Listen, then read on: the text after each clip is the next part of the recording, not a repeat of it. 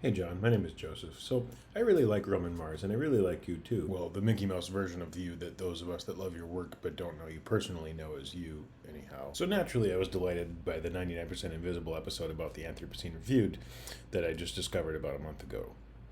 Yes, 18 months late, I know. And I've listened to it a couple times since then. I even played it for my mom on a road trip that she and I just took to go visit my 88-year-old grandmother, and my mom really liked it as well. I also really like a marketplace podcast that Kai Risdall and Molly Wood make called Make Me Smart. It's laid back, less highly polished than their normal radio offerings are, but no less informational, educational, or fun to listen to, and listen I do.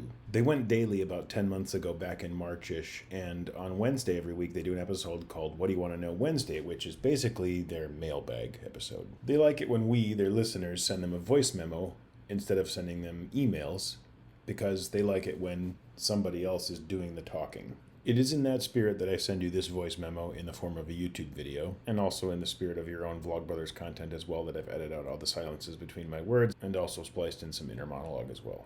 Also, I swear I'm not trying to do an impression of you in this video, so if it comes across that way, I sincerely apologize and I hope you believe me, both about my intentions and the apology.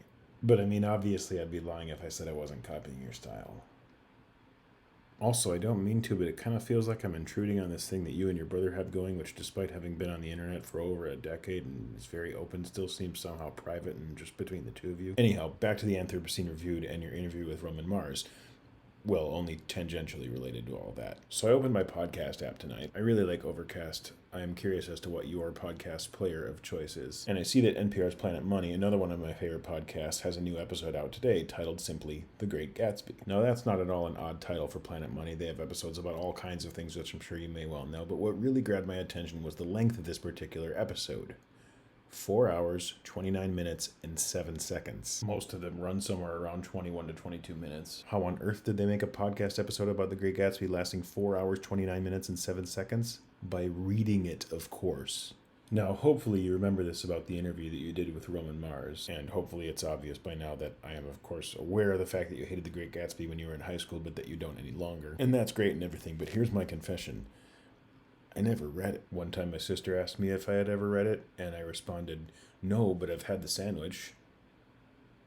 I haven't read a lot of the canon, which I'm slightly ashamed about and would like to remedy, but there are only so many hours in the day, and I have two small and very needy children and a job that I'm supposedly doing from home during this very long month of March, so I'm not making a lot of progress on my probably should have read this in high school but didn't reading list recently. But I do recall you also saying in a Vlogbrothers video somewhere that you don't find anything wrong with audiobooks as a way of reading, and for that little permission, I just want to say thank you. Because while I haven't read The Great Gatsby and I can't see myself sitting down with it in my lap anytime soon, I will happily listen to the staff of Planet Money read it to me. John and Hank, I look forward to your next videos on Tuesday/Friday and more episodes of Dear John and Hank as well.